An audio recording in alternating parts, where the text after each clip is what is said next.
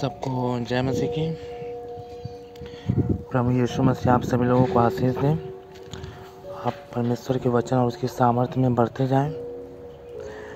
आइए हम एक वचन को देखते हैं और ये वचन लिया गया है मत्ती रचित सुसमाचार उसका 8वां अध्याय उसके 1 पद से लेकर 4 पद तक। कोढ़ के रोगी को चंगा करना।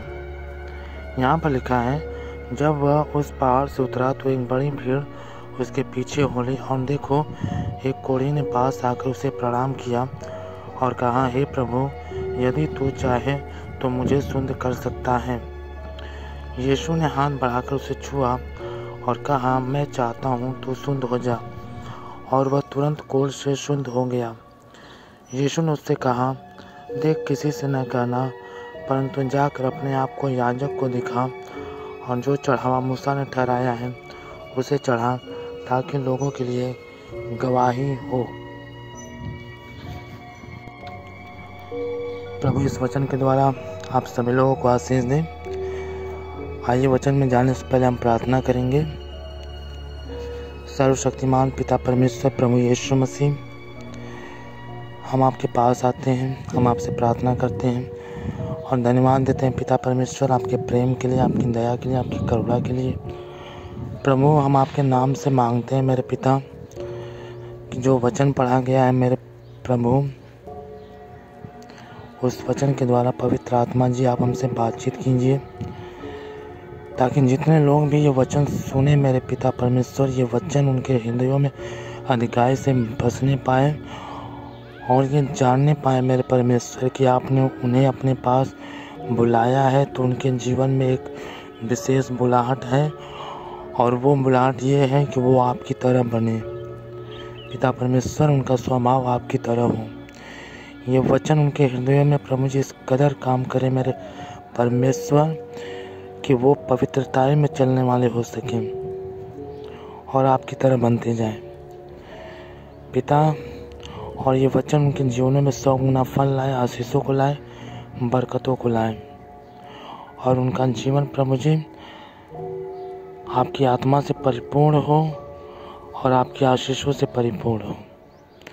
हम धन्यवाद करते हैं प्रभु जी, हमने जो मांगा है आपने दे दिया है। यीशु मसीह के नाम में मांगते हैं, आमीन। तो आइए हम इस वचन को देखेंगे। मत्ती रचित सुसमाचार उसका 8वां अध्याय, कोढ़ के रोगी को चंगा करना। यहाँ पर लिखा है, जब वह उस पहाड़ से उतरा तो एक बड़ी भीड़ उसके पीछे हो ली। यीशु मसीह अपने अधिकतर उपदेश पहाड़ों पर ही दिया करते थे। उन्होंने बहुत से धन्य वचन, आशीषों के वचन, बहुत से आज्ञाएं पहाड़ों पर दी। और यहाँ पर पहाड़ों पर यीशु मसीह का उपदेश देने का एक मकसद ये था कि जब पुराने नियम में परमेश्वर ने मूसा को 10 आज्ञाएं दी, तो वो भी पहाड़ पर ही उतरते थे और पहाड़ों पर ही परमेश्वर ने मूसा को व्यवस्था दी थी और बहुत सी आज्ञाएं इस्राएलियों को प्रभु ने पहाड़ पर उतर कर ही उनको दिया था। परमेश्वर पहाड़ों पर आता था और उनसे बातें करता था। यही कारण था कि यीशु मसीह पहाड़ों पर जाते थे, अपनी आज्ञाओं को, अपने वचनों को लोगों को सुनाते थे, ये बताने के लिए कि मैं तुम्हारा वही परमेश्वर याहवे हूँ जो मूसा के समय पहाड़ पर उतरता था। ये दिखाने के लिए कि मैं ही तुम्हारा वो परमेश्वर हूँ जो प्राचीन काल में नबियों से बातें करता था। यही वजह थी कि यीशु मसीह पहाड़ों पर चले जाया करते थे। और यहाँ पे लिखा, जब वह उस पहाड़ से उतरा तो एक बड़ी भीड़ उसके पीछे हो ली। जब यीशु मसीह पहाड़ पर से उतरे तो एक बड़ी भीड़ उनके पीछे हो ली। और देखो, एक कोढ़ी ने पास आकर उसे प्रणाम किया और कहा, हे प्रभु, यदि तू चाहे तो मुझे शुद्ध कर सकता है। एक कोढ़ी आया उस भीड़ में से निकलकर और उसने प्रभु को प्रणाम किया और कहा, हे प्रभु, यदि तू चाहे तो मुझे शुद्ध कर सकता है। उसने ऐसा क्यों बोला कि हे प्रभु, यदि तू चाहे तो मुझे शुद्ध कर सकता है? क्या प्रभु नहीं चाहता? जो इतने चिन्ह चमत्कार करता था, जो इतने लोगों को आशीषें दे रहा था, जो मुर्दों को जिंदा कर रहा था, क्या वो नहीं चाहेगा कि जो उसके पास आ रहे हैं उन्हें आशीष न मिले, चंगाई न मिले, उद्धार न मिले, बरकत न मिले? वो सब चाहेगा। पर इस कोढ़ी ने ऐसा क्यों बोला कि हे प्रभु, यदि तू चाहे तो मुझे शुद्ध कर सकता है? क्योंकि परमेश्वर का आत्मा सिखाता है कि इसके जीवन में जो प्रॉब्लम थी, जो समस्याएं थी, इसके जीवन में कुछ ऐसे लोग थे जो नहीं चाहते थे कि ये आज़ाद हो, ये शुद्ध हो, ये आशीषों को प्राप्त करे, चंगाई को प्राप्त करे। हमारे जीवन में भी ऐसे ही होता है। ऐसे बहुत से लोग होते हैं जो नहीं चाहते कि हम आगे बढ़ें, जो नहीं चाहते हैं कि हम आशीषों को प्राप्त करें, जो नहीं चाहते हैं कि हमारे जीवन में परमेश्वर की शांति हो, परमेश्वर का आनंद हो, परमेश्वर की बरकत हो हमारे परिवारों में, हमारे लोगों में। बहुत से लोग हैं जो सामने दिखावा तो करते हैं कि हम आपके साथ हैं, परंतु वो हमारे साथ नहीं होते, वो शैतान के साथ होते हैं। और इस व्यक्ति के जीवन में भी यही होगा। इसीलिए उसने प्रभु से कहा, हे प्रभु, यदि तू चाहे तो मुझे शुद्ध कर सकता है। इसके जीवन में बहुत से लोगों ने इसको छोड़ दिया होगा और वो नहीं चाहते होंगे कि ये अच्छा हो, ये आशीषों को प्राप्त करे, ये उद्धार को प्राप्त करे, ये चंगाई को प्राप्त करे, इसका जीवन आगे बढ़े। तो प्रभु ने जब हमें अपने पास बुलाया है तो हम ऐसी सोच किसी के प्रति न रखें। और यहाँ पर लिखा 3 पद में, यीशु ने हाथ बढ़ाकर उसे छुआ और कहा, मैं चाहता हूँ तू शुद्ध हो जा, और वह तुरंत कोढ़ से शुद्ध हो गया। 3 पद में लिखा, यीशु ने हाथ बढ़ाकर उसे छुआ और कहा, मैं चाहता हूँ तू शुद्ध हो जा, और वह तुरंत कोढ़ से शुद्ध हो गया। लोग हमारे बारे में भले ही हमारे प्रति गलत सोचें, परंतु प्रभु हमारे बारे में हमेशा बेहतर सोचता है।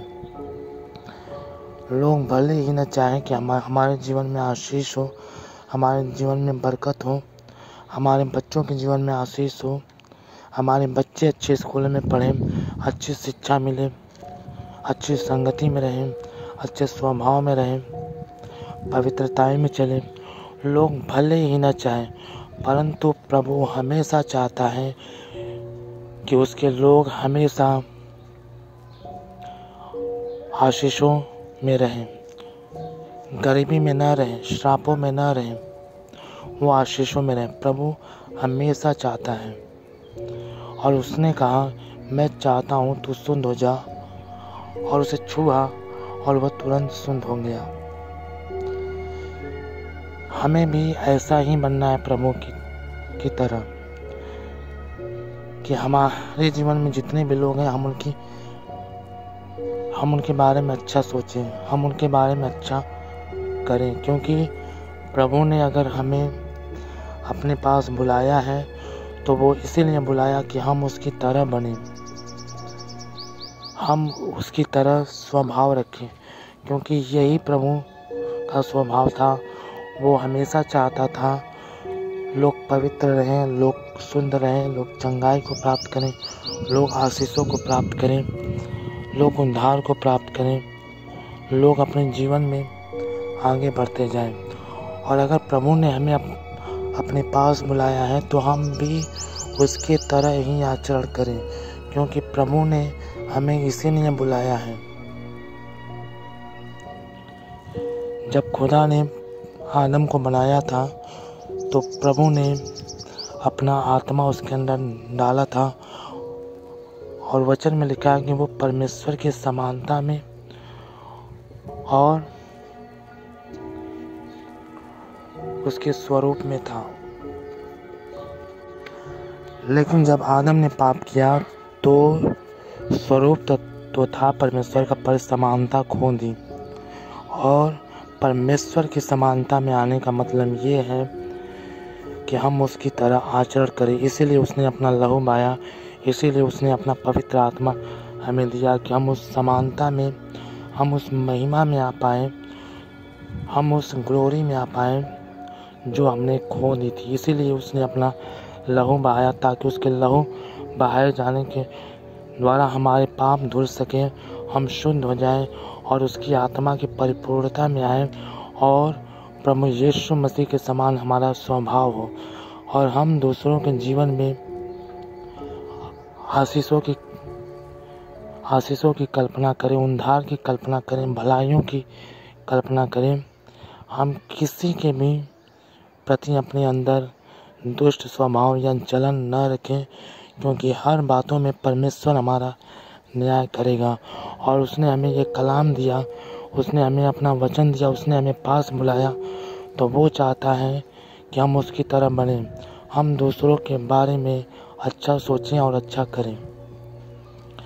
नहीं तो हम चर्च में जाएंगे, हम उसके वचनों को नहीं मानेंगे तो परमेश्वर हमारा न्याय करेगा और हम दोषी ठहरेंगे और न्याय के दिन आग की झील में फेंके जाएंगे। इसलिए हम प्रभु के समान बने, क्योंकि प्रभु हमेशा चाहता है कि उसके लोग शांति में रहें, उद्धार में रहें, आनंद में रहें, खुशी में रहें, आनंद में रहें, आशीषों में रहें। तो हम भी हमेशा यही चाहें दूसरों के जीवन में ऐसा हो, हम भी इसी स्वभाव को अपनाएं। और यहाँ पर लिखा है, यीशु ने हाथ बढ़ाकर उसे छुआ और कहा, मैं चाहता हूँ तो शुद्ध हो जा। और वह तुरंत कोढ़ से शुद्ध हो गया। यीशु ने उस व्यक्ति को शुद्ध किया जिसको कोढ़ था, जो परेशान था। उसके जीवन में बहुत से लोगों ने चाहा कि इसके साथ चंगाई ना हो, इसके जीवन में आशीष ना हो, पर परमेश्वर चाहता था कि मेरा बेटा आशीषों में जिए। इसलिए हम भी प्रभु के पास जाएं। हमारे जीवन में भी अगर ऐसे लोग हैं, वो कितना भी चाहे हमारे साथ बुरा हो, हमारे साथ कुछ भी अच्छा ना हो, परंतु प्रभु चाहता है कि हमारे जीवन में सब अच्छा हो। वो हमेशा चाहता है कि हमें आशीष मिले, हमें बरकत मिले, हम आगे बढ़ते जाएं, हमारे द्वारा लोग बचाए जाएं, लोग आशीषित हो, हमारा जीवन बढ़े और बहुतायत के साथ बहुत ज़्यादा फल लाए। प्रभु हमेशा चाहता है, तो हमें निराश नहीं होना है। लोग चाहे हमारे बारे में कितना भी गलत सोचें, परमेश्वर हमारे बारे में अच्छा सोचता है और हम उसके पास जाएं। और जब ये व्यक्ति प्रभु के पास गया तो ये समर्पण के साथ गया, इसने प्रभु को प्रणाम किया और अपनी समस्याएं प्रभु को बताई और प्रभु ने उसको दूर किया। तो हम भी प्रभु के पास पूरी समर्पण के साथ जाएं और अपने जीवनों को प्रभु के समक्ष उंडेल दें और परमेश्वर हमें आशीष देगा, परमेश्वर हमें ऊंचा उठाएगा, परमेश्वर हमें बढ़ाएगा। फिर चाहे हमारे विरोध में कितने भी लोग हों, परमेश्वर